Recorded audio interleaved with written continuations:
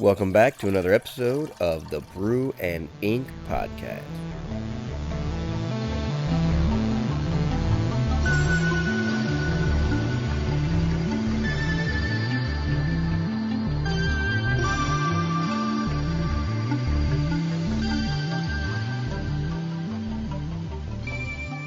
Welcome back to Brew and Ink, faithful listeners. How you doing, Steven?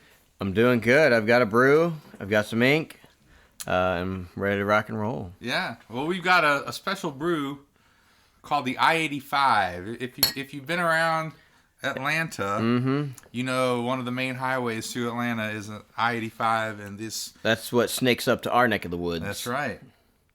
And my friends at Stillfire Brewery, who you may be hearing more about in the months to come. Who knows? They just opened. And anyway, this is one of their cans, one of their brews that they have canned. I brought it home, and now we're enjoying it. Yeah. I like it. Scottish ale. Yeah, Scottish ale. It's got a nice red color to it. It's got a nice malty flavor, good mouthfeel. So how's things going, man? How's writing going for you? It's going well. I'm really excited about this world that we're creating, that we're crafting. And so I've gotten back into like the roots of what got me into sci-fi as a kid. One of the things that helped with that was the recent Terminator that came out, Dark Fate. Right. Went and saw that with my brother-in-law, and that just put me back on the course of like that storyline, but then also like Predator and Alien, and then finding out that all these worlds kind of interconnect with like even Blade Runner and things like that. And it's good because it's like kind of rediscovering like, oh yeah, these are like really well told stories of sci-fi based within this world. So yeah, there's an alien running around, and yeah, they're on a spaceship. You know, right? Thousands But of years. it's more of a, you've got characters, you care about what's going on with them, right? Yeah. I read an article recently that talked about how a lot of modern science fiction and fantasy, especially, and science fiction especially maybe, but a lot of the modern writing goes way too far on one end of the spectrum. Either it's all story and almost no sci-fi. It's just like, oh, well, we're in space, and they talk about we're on this planet. Whereas, people who love sci-fi, they want at least a little bit of technology. I mean, that's kind of the genre and the tropes like we talked about a few months ago. Or they go so far on the technology and all this stuff and describing it, and like you don't get much story. And so like there's this happy medium with any genre where you're still telling a good story, but you've got some of those kind of tropes that you need, those kind of elements that you need to make it interesting for people who like that genre, So anyway, I agree. I think we've done a pretty good job balancing that so far, I think, with Singularity. Yeah. And I think as we're building the world more, because I think we had a good idea of it, the basics, but as we're building it more, I think it's going to be really interesting. Yeah, it's nice when I don't really have a name for it. I don't know what you would call it, but the muse or whatever. But like when your story starts giving you details of itself that you go, oh, that's a good way to use that character, or to tie back in that idea that we set up, so many chapters ago, and it starts just making sense in that world. It kind of unfolds to you. You're almost the viewer at that point. But yeah, I feel like this episode that you guys are gonna get, I was just writing, there were some elements of that built in there. And I don't know, what do you call that when like the story starts unfolding? I just think I call it when characters become their own people. Yeah. I mean, for me, it's about the characters becoming their own people, but at the same time, like you're saying, the world, the environment, the setting is a character in your story. Like, I don't care if it's a romance. Like, how many romances put it in New York, or put it in Chicago, or put the big city. They put them in the big city, or the farms, or this small town. Or, whatever the relationship is to that setting, they all do it. So the setting is its own character. So to me, it's just the characters taking on a life of their own. Yeah. And I think you're right. I think the setting does that. I think the environment, and it's just more interesting when it's one you've created. Yeah. Right. When it's New York, like you kind of know that character. It's got its own character and vibe or whatever. Right. Someone's getting food at the hot dog cart, and there's a taxi driving by. Right. They got those. Yeah. Definitely, those are some cliches from New York or Chicago, some of the big cities. Yeah. But yes, for me, it's just about characters taking on a life of their own, where you are telling the story, but you're becoming more of a pantser at that point. Where you're kind of letting the story happen. Yeah. Although for us, we've got the added element of letting you guys, the audience, help us tell those stories. You kind of keep us as pantsers. Yeah, you kind of keep it as pantsers. So it's good. And give a little teaser to a upcoming episode. But I really like what they've been doing with the Disney Plus series, The Mandalorian. Me too. Yeah. With how they've been taking a setting that and a universe that they've done plenty of movies on, but now they're introducing a character in a very stylistic way to tell this new story, which gives you, you get some more details on characters that you've seen on screen before, but not a lot of screen time, but everyone recognizes them, and and you start kind of unfolding this very familiar universe in a new way. Yeah. Like it's discovering kind of Well, and my son and I were talking about this recently, just about how it's so awesome to come up with a world where there's so many things to explore. Yeah. And Star Wars is definitely that kind of world. Like Star Wars is definitely that kind of world where it's not based on exploration like Star Trek or SG-1, Stargate or something. Yeah. Like it's not some of those shows that are based on exploring and finding a new world, and that's kind of some of that stuff that's Galaxy Quest. But Star Wars is fantasy like. Right. In its setting that says this is the world, this is the universe now, but it's so expansive. Like you can create a planet, and there can be some of that discovering that planet, discovering the creatures and the monsters and the things about that planet. But that's not really the point. That's kind of like a cherry on top with the real exploration of the character. And I agree. I think Mandalorian has done a great job. Jon Favreau, who I really have a lot of respect for as a filmmaker, with Iron Man and a lot of stuff that he's done. He's awesome. He's very creative. Yeah. And I just really like what he's done with it. Because it is a Western. I mean, you can just look that up online. Everybody is saying it's basically a Star Wars Western. Yeah. And Star Wars always had that with Han Solo and the cantina and the whole scene. Yeah. Like it always had those elements, but it's really focusing on that sort of aspect. So I agree. It's been great. Do you know who plays the Mandalorian? I've heard the name, but I don't really. So know it's the guy that played.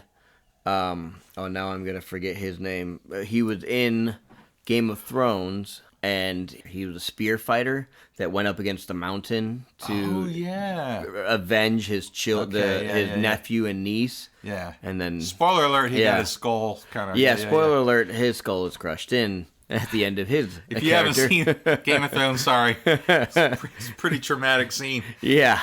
But yeah, so it's him. Yeah, awesome. Yeah. Good. Well, let's transition to the library gala. Yeah. 2019 gala. 2019, baby. Yep. If you remember. Putting on the Litz. We were there last year in 2018 as guests of the gala to kind of film it, do some Facebook Live stuff. We did some interviews. We didn't do as many interviews this time. Right.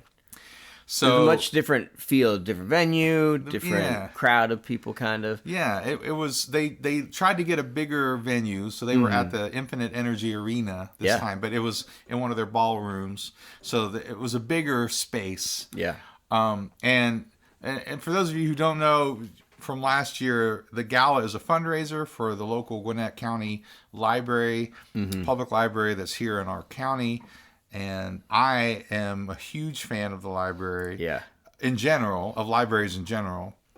I think libraries are a great thing to have. Yeah. And really, it kind of shows, to me, the advancement of your civilization, in a sense. Like, I know that's kind of a big idea and really weird and geeky, but as a historian, it's like, when you have a library, you are saying that information, history, learning, different perspectives, all of those things are important. And so, and the public library in our county is very involved in a lot of community things, and they just do a great job. So anyway, so we were there. Any thoughts as we kind of got into it? Yeah, it was exciting to be back again and be within the energy of that. And I appreciate the little details that I get to learn about the library system. Is more that just goes beyond books, even audiobooks or university teachings as well there. But when I learn about the new programs they have or products like that, there are 3D printers there. Yep. They can be used by the public, and things like their little herb gardens and things like that kids can be a part of, but also like the adults get to help out with. So making sure that the younger generations have something that they can experience that will challenge them or grow them or put them on a path that they may not have access to at their home life or even their school life. I feel like the library is a great bridge between learning and family values or family time even, because you can go together. Or if you were a kid in the 80s and 90s, you were dropped off there. and and that was just kid time, and the parents were elsewhere. Yeah, so for this year, it was raining, and it wasn't really conducive for us to really talk to people as they went in. And so we didn't get any interviews this time. We did record some things, so maybe we'll play some clips. But since it was raining, they decided to start a little later, and that really kind of shrunk time for some things. Yeah. So it was kind of a frustrating night, I think, for the people putting it on, because they wanted to make sure people were there, because the whole point was to have the auction and raise money, and the silent auction, and then the public auction, and there's all those elements that they wanted to have, but since they started a little late, I think some of that stuff felt rushed, and I know for them I don't think it would be unfair to say they felt frustrated because some of that felt rushed. So, which is unfortunate, because I think there was a lot of great things that they wanted to say and that they wanted to have done, but they kind of felt rushed through some of that. So I kind of felt bad for them for that. But I heard that they did come out pretty well and raised a good bit of money for the library in the end. So it was a success. Oh, absolutely. Yeah. And what was the name of the author? The author that came to speak was Diane Ackerman. She wrote The Zookeeper's Wife. Which was a really interesting story. It's one of those, it's hard to tell the story because it is based on a true story, but then as a writer, you have to come up with what are the ways you tell the story in an interesting way.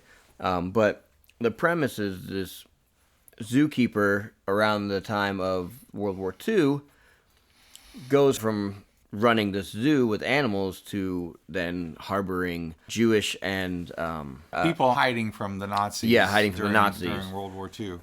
And so then the whole story unfolds from there. But it was turned into a movie, I want to say maybe 4 or 5 years ago. So it was good. She had a lot to say about her character and her story and the movie and all that. And by the time we got through that, we were all ready for the big band. It's kind of a jazz band, but it was a big band. It was a big band like Michael Bublé would do. Yeah. Or, Harry Connick Jr. Yeah. I mean, that's kind of the full modern instrument. ones. Yeah. But playing standards, and they were I don't remember how many instruments they had, but they had the horn section, they had the drums and the bass and the piano. They probably 20 musicians there total. Yeah, I mean, easy. Yeah. And the guy who was putting it on was great, and even like some friends of mine were like, "Oh my gosh, you're gonna go see him!" And it was And unfortunately, because of time constraints, he only played a few songs. Yeah. But it was fun. He was so great. They had some dancers that got out there and did some swing dancing. Yeah, that was good. It was entertaining, yeah. And one of the things I thought was really interesting to me, one of the things I remember on the night was there was a gentleman who runs a local car dealership or something. And he has been a big supporter of the library over the years, given lots of money, and he got up to kind of give a little spiel about why he gives money. Yeah. And I just really loved what he said. I mean, he was... So to speak on their behalf, please help me welcome to the stage Steve Kendrick, Executive General Manager. Knowledge is something that I hold dear to my heart. And the reason why is because I was born and raised on the, should we say, the other side of the tracks in East Point, Georgia. Born and raised here, Georgia, or Atlanta native, Georgia native. And my parents gave me my inheritance at a very early age. My father was a East Point policeman, later became a private detective right here in Gwinnett County. My mother worked 2 jobs in the construction business, and they took their monies together and they sent me to, at that time, Georgia Military Academy. Now I'm gonna tell you something. An East Point policeman and a mother working 2 jobs didn't make very much money back in the 1960s. They pooled their resources together and I got an education from a really, really good school, Georgia Military Academy, now Woodward Academy. And then I later went on to the University of Georgia. So I say that my inheritance came early because my parents really didn't have anything. But yet they sacrificed to make sure I had a really good education. And there is nothing better that they could have done for me. But I tell you this, I really appreciated my education. And with that education, I've got 3 small dealerships. You know, Infiniti of Gwinnett, Subaru of Gwinnett, Select Mitsubishi. We're not big dealerships. But yet, we can give away in 15 years an average of $200,000 a year back to this community.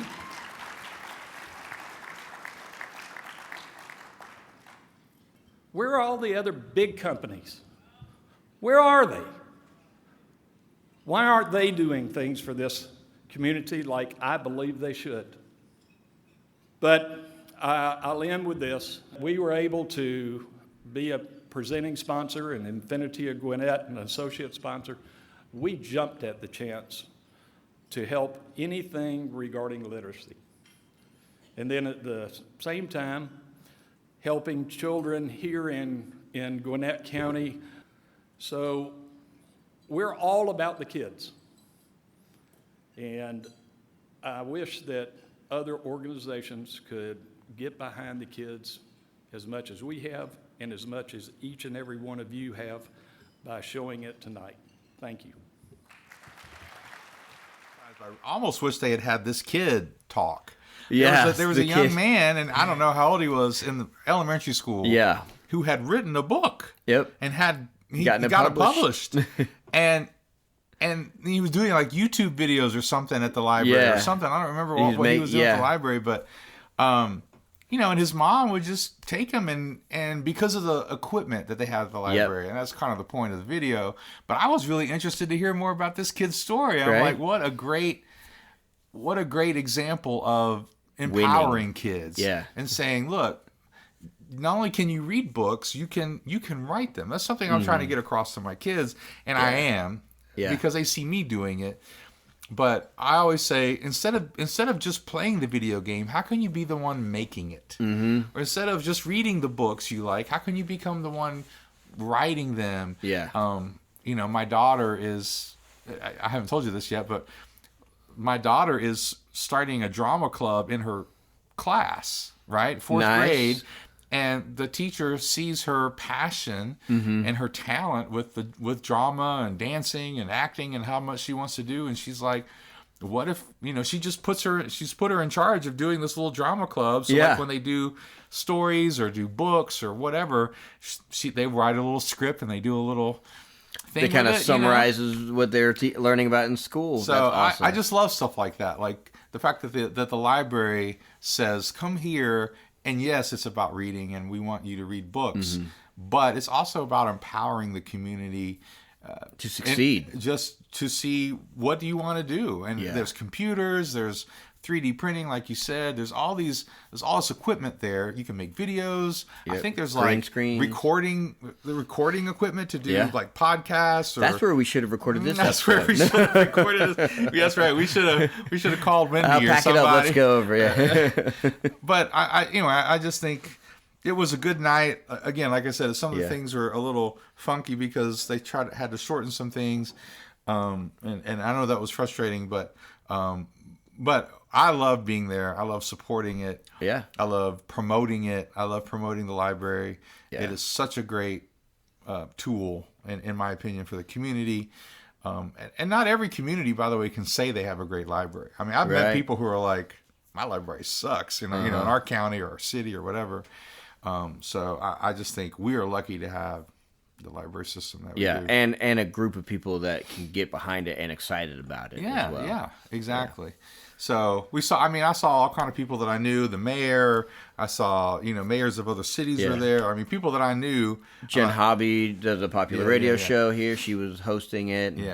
Yeah, all kinds of people, even at our table. It was great conversation, great that community. was great conversation at our table. We really did. We kind of, I don't know about the jackpot, but we definitely hit kind of a jackpot with our table. Yeah. We had some really cool people, some connections, people that my mom knows, and so it was really fun. Speaking of jackpot, the reason why our good friend Nick Stone wasn't there at this year's gala event was because she was out promoting her new book, Jackpot.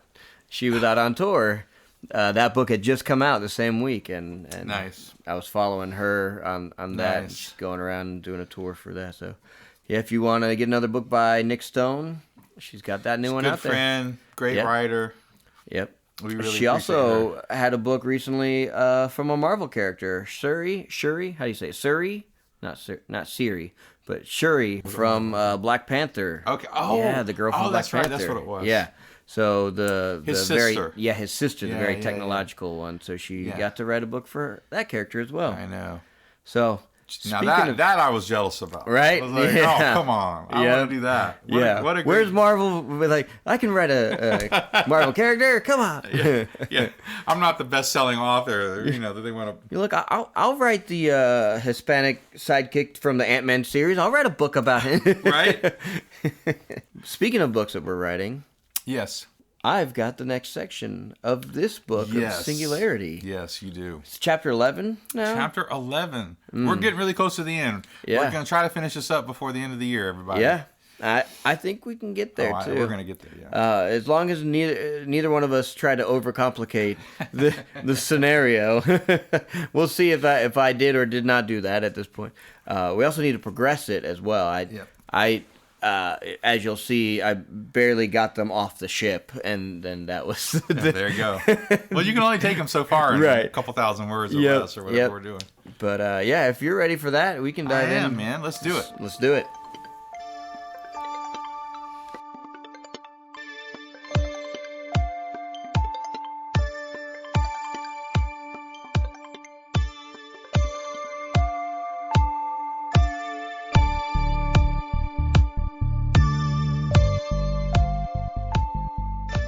Thanks for listening to our podcast.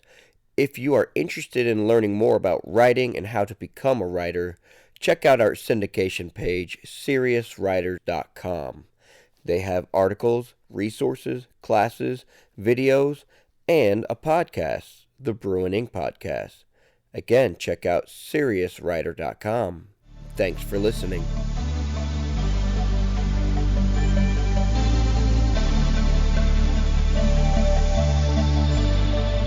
Singularity, Chapter 11, Natara.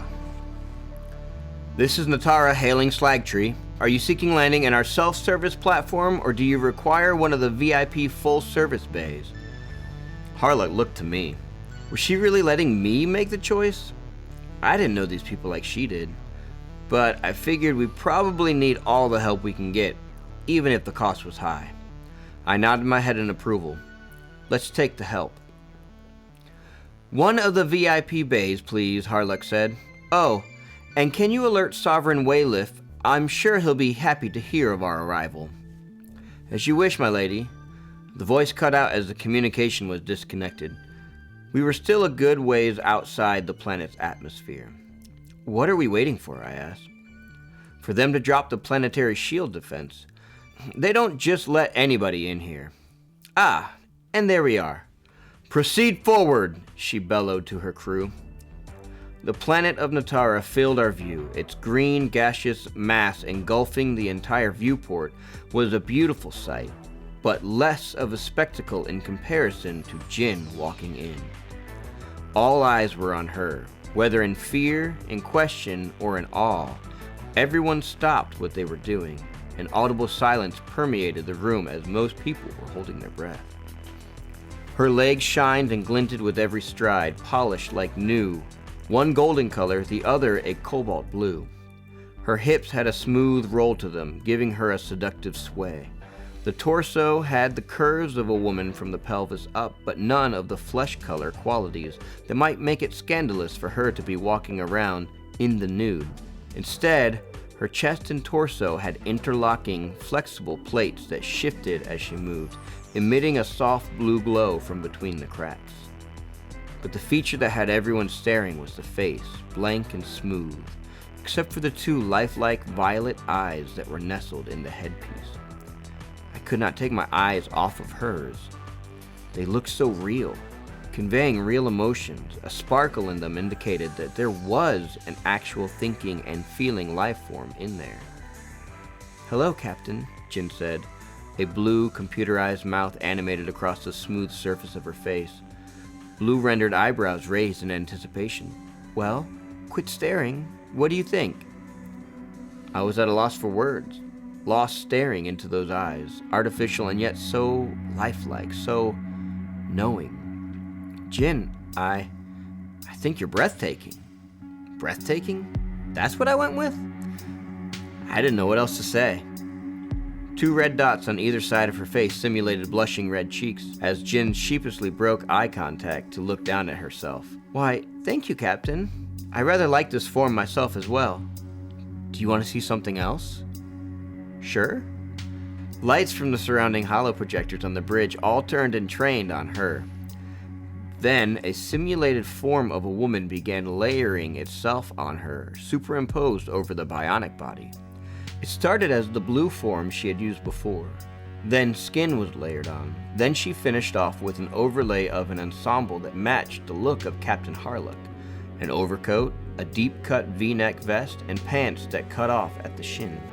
But the face was what I recognized. Lorelei? I whispered. Then I realized what I was looking at. Are you using the likeness of my dead wife? Jinn looked at me. Your eyes don't deceive you. But she's been dead for 10 years. How do you know? I found records of her likeness on multiple online databases. I just did a quick search. I thought it might make you more comfortable to see me in a recognizable form.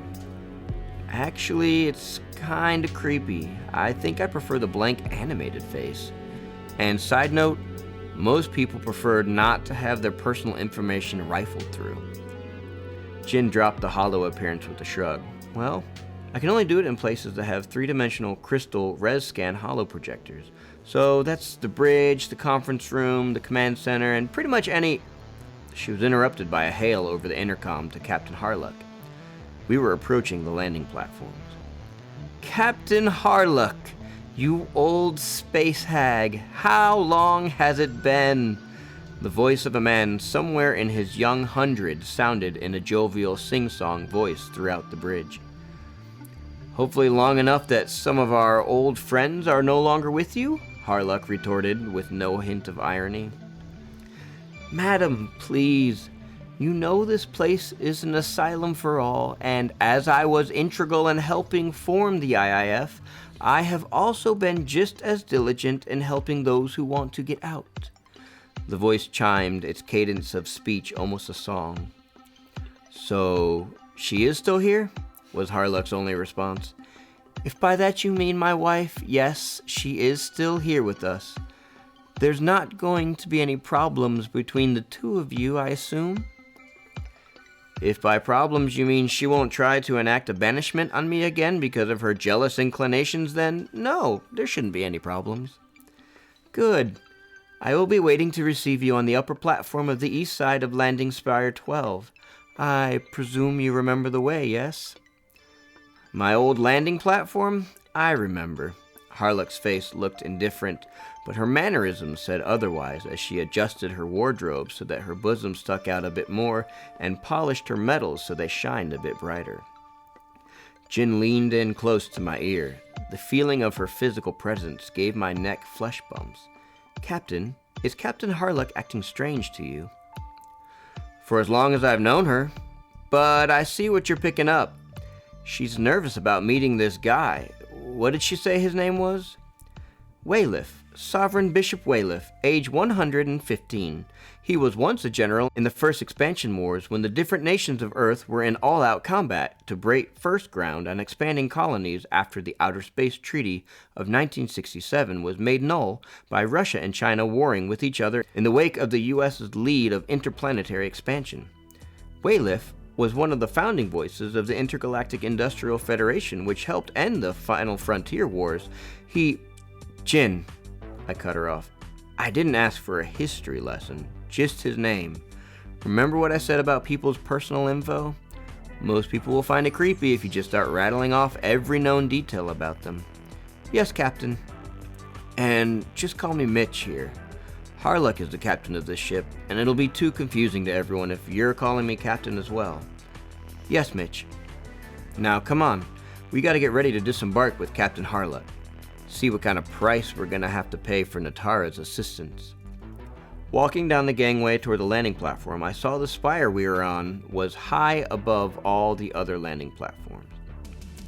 From this vantage point, I could see above the city. It illuminated with lights in the twilight of the setting twin suns. Awaiting our arrival at the bottom of the ramp was an older man, at least 20 years my senior, who looked in the prime of his 60s. He was joined by a skinny man with glasses and a hunched posture, and a woman about Harlock's age, but a third of her stature. Bishop, so good to see you again, Harlock boomed in a boisterous greeting. And I see you brought your daughter with you. Harlock, the man chided. You know damn well this is my wife, Aria. I've also brought our chief engineer, Tyrell Kepler, to help coordinate your repairs. He defected from the IIF after the rights to his family's claim on the transporting ring technology was denied by the IIF. They stole my family's life work, denying us our entire earnings from their piracy of our tech, he said in a thick accent. Their naming the rings after my family was a pittance compared to what they stripped from us. Harlock shook the man's hand. He was still wearing the insignia of the IIF's top technician and chief engineer, but he had painted them both matte black. Harlock eyed them greedily, stroking the lapels of her own adorned jacket. Aria presented her limp-wristed hand as a lady of class does when shaking hands. Harlock frowned at it, then shook it as a formality, engulfing the entirety of the hand in the palm of her own. Giving it a side-to-side shake, Aria's elbow flopped around awkwardly. My legs felt the difference from the ship's artificial gravity to the tug of the planet's real gravity as I stepped off the gangway. Jin followed close behind me, Kepler's eyes fixed on Jin.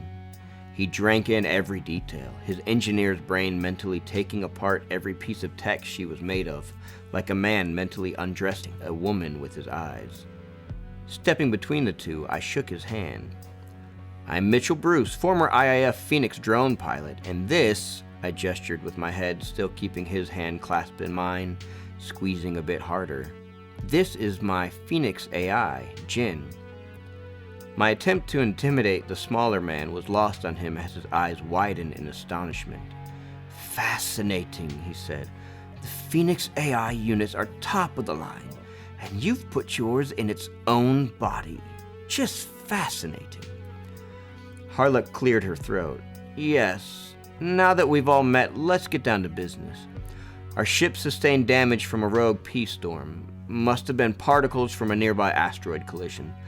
We need to get it fixed, quickly, so we can make our next jump before anyone following our trail might show up. Bishop eyed Jin and myself, then turned back to Captain Harlock. Should I be worried about who or what might be following you to my planet? No more than a couple of IIS scouting ships, nothing you can't handle here. But we gotta make the jump to Nexus quickly before they're too hot on our trail. Old Jin here's gonna expose the IIF for the conniving war machine they truly are. Nexus, you say? How very auspicious. I have my own business I need to conduct on Nexus, that is of a similar time-sensitive nature. Weylif bridged his fingers together, touching the tip of his nose as he contemplated. Yes, this is Fortune's doing, I think. Here is my offer. We will do these repairs for you, but you must take someone with you that will see to my own agenda on Nexus. Arya or Tyrell, either would be capable of carrying out my task. What do you say to these terms? Will you take one with you? Give us a moment to talk this over, Harlock said as she grabbed my arm, pulling me and Jen back up the gangway a bit. I don't like it, I said. I don't trust that Kepler character for 1 second. Harlock furrowed her brows at me. I told you the cost would be something we wouldn't like. I can tell you for a fact that little petite woman he calls his wife is not a pleasant lady. She's more trouble than her tiny stature would appear to be capable of. Trust me, the only person who would be happy to have her aboard our ship would be Bishop Weylif himself, as he would get some time away from her. We both looked to Jin to break the tie. Jin, I said with a smirk, remember all that talk about not digging into people's personal data? Now might be a good time to do that. Can you find anything that would warrant us taking one over the other?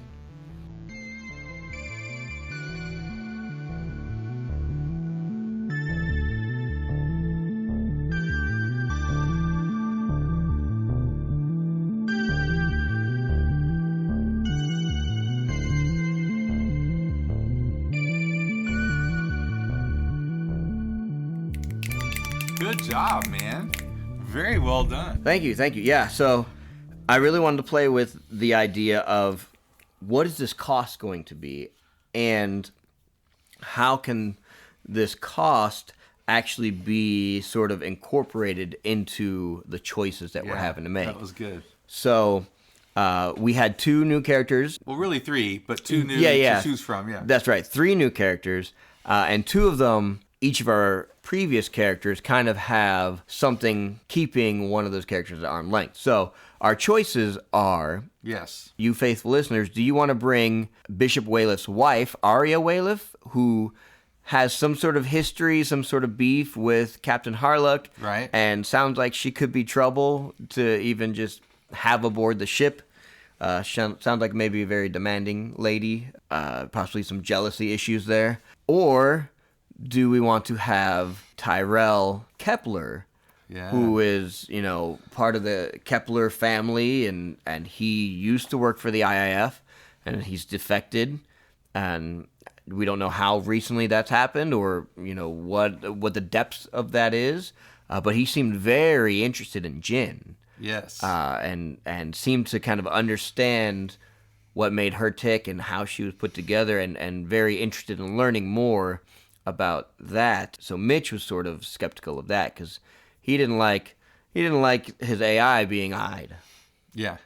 I really like the fact that you set up these 2 characters as the choice, right? You could go with one or the other, and you've got a lot of different possible agendas going on.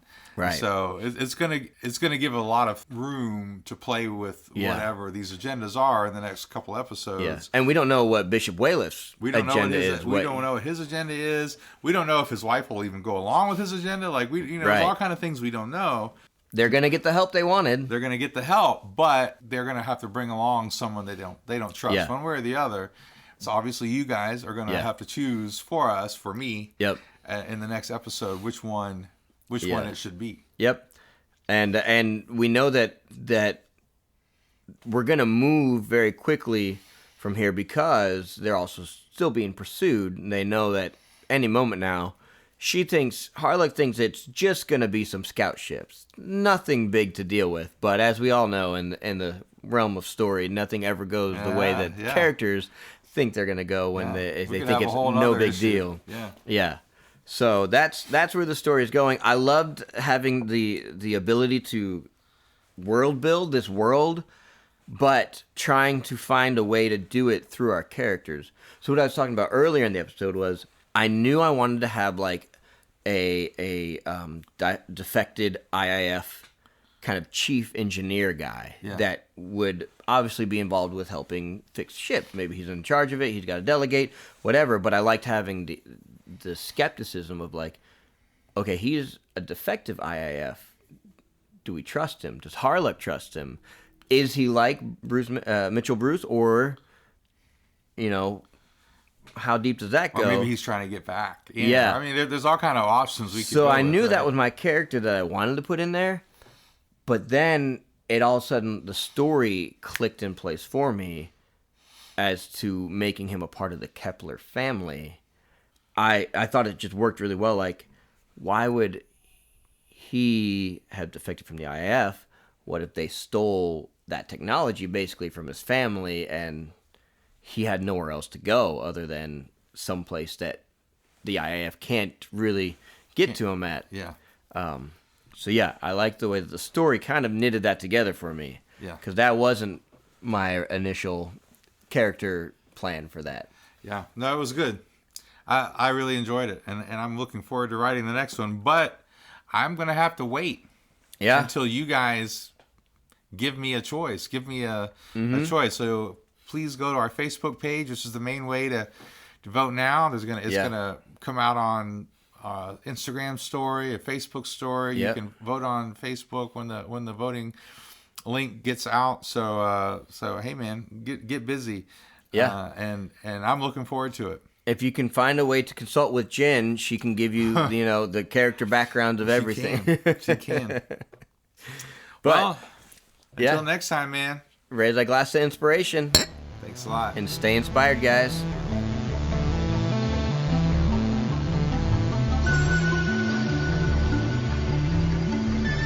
We got through that. We were all ready for the big band. It's kind of a jazz band, but it was a big band. It was a big band, like playing standards, and they were. I don't remember how many instruments they had, but they had the horn section, they had the drums and the bass, and the piano.